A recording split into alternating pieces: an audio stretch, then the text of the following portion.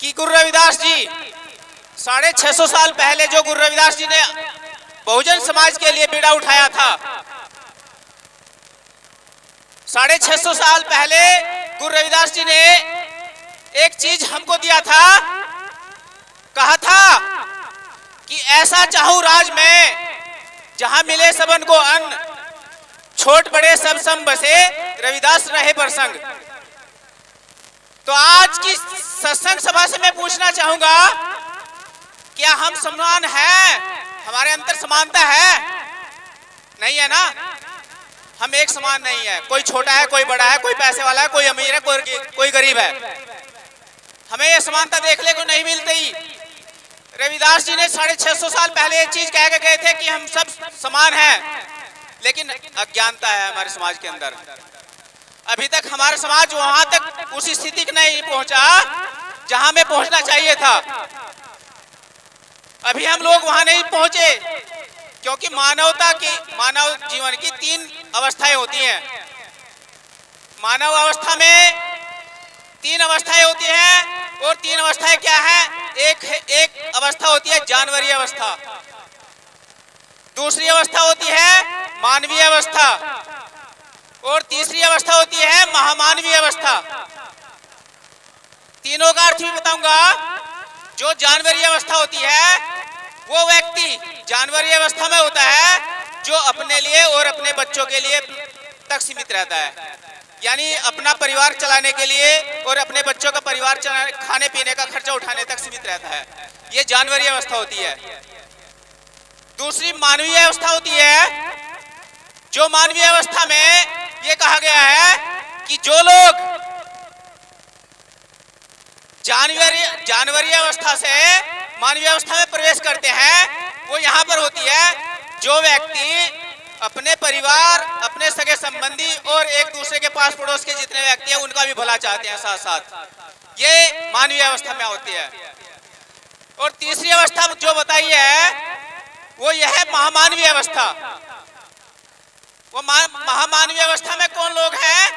जैसे गुरु रविदास जी महाराज हुए, सतगुरु स्वामी समनदास जी महाराज हुए, ये जितने भी साधु संत बैठे हैं आज मंच पे, ये सब मानवीय अवस्था के अंदर आते हैं। क्योंकि ये भी लोग जो हैं अपने समाज को जगाने का काम कर रहे हैं, तो ये भी महामानवीय अवस्था के अंतर्गत आते हैं। लेकिन फिर भी हमारा समाज नहीं समझता। फिर भी आज सत्संग में बैठे हम लोग देख रहे हैं, यहाँ से पढ़कर जाएंगे, महात्मा गण इतनी चीजें बताते हैं, हम लोग इतनी चीजें बताते हैं, लेकिन फिर भी जो है हम लोग फिर जाकर सब चीज भूल जाते हैं। तो हमको समझना पड़ेगा, हमको जानना पड़ेगा, क्योंकि आज मनुवादी व्यवस्था जो है वो हम पर पूर्ण रूप से लागू है। हमें यह नहीं पता। मैं मोटा से बताना चाहता हूँ कि आदेश भी हुआ है कि शॉर्ट में बताएं, तो मैं बताना चाहूंगा, आज अगर शिक्षा की देवी सरस्वती को मान रहे हैं हम लोग, बताओ कितने लोग हैं जो मान रहे हैं सरस्वती को भी शिक्षा की देवी मान रहे हैं? कितने लोग हैं? पूरी पंडाल में कितने लोग हैं? किसे मानते हैं आप शिक्षा की देवी? शिक्षा की देवी किसको मानते हैं?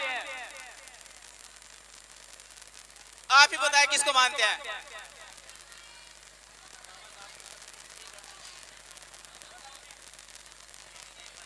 सबसे बड़ी बहन एक माता जी आई हैं, इन्होंने बताया है, कमला प्रधान जी ने बताया है कि शिक्षा की देवी सावित्रीबाई फूले हैं।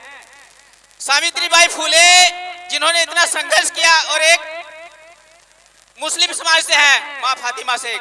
इन दोनों महिलाओं ने बहुजन समाज के गरीब बच्चों को पढ़ाने का काम सबसे पहले किया। और इनके ऊपर भी क्या किया जाता था? जब ये पढ़ाने के लिए स्कूल जाती थी, गरीब बच्चों के स्कूल में जाती थी, तो इनको जब बच्चों को पढ़ाने के लिए जाती थी, तो रास्ते में अपर कास्ट के लोग इनको कीचड़ फेंकते थे और साड़ियां गंदी कर देते थे। साड़ी अपनी दूसरी लेकर जाती थी, जिससे वहां पढ़ाने का काम करती थी, फिर वहां बदलती थी उसको जाकर के, और उसको बदल करके वहां पढ़ाने का बच्चों का काम करती थी। उनका संघर्ष देखिए। बाबा साहब डॉक्टर भीमराव अंबेडकर जी आए, इन्हीं से शिक्षा प्रेरणा लेकर के बाबा साहब डॉक्टर भीमराव अंबेडकर जी आए, जिन्होंने 4-4 बच्चे गंवा दिए अपने समाज को जगाने के लिए। लेकिन कहीं आज तक मेरा समाज वहीं डूबा हुआ है जहां नहीं डूबना चाहिए था। साथियों, अपने बाबा साहब को पढ़े, अपने गुरु रविदास जी को पढ़े, गुरु स्वामी समनदास जी को पढ़े।